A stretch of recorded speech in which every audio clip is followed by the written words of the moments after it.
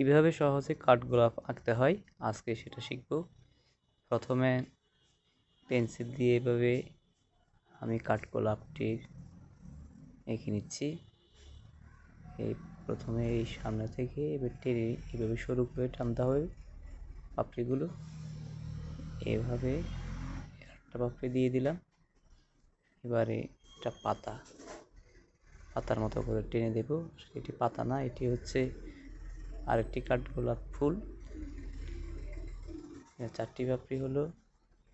এবারে ছোট করে চিকন করে উপর দিকে তুলব। এটা হচ্ছে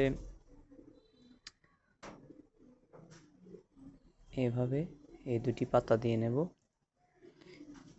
এভাবে পাতা আঁকা খুবই সহজ।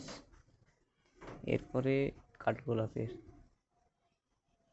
দুটোতে আলতো করে রং দেব। এরপর হলুদ রং দেব।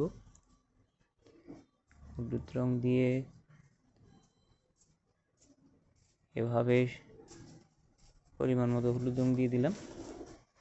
এরপরে আবার একটু গোলাপি রং লাগাবো।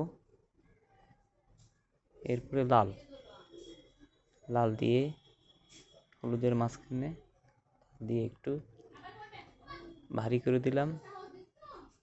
এবারে যে কলি রয়েছে, এটা কিন্তু দুটি কলি এঁকেছি। দ্বিতীয় কলিটি আঁকছি পুরো লাল রং করে, একটু হালকা সাদা রেখেছি। এরপরে পাতায় সবুজ রং করে দেব। এইভাবে পাতার পাশে গাঢ় করে সবুজ দেব এবং মাঝখানে একটু হালকা থাকবে। এরপর পরের পাতাটি ঠিক একইভাবে কালার করে নিচ্ছি।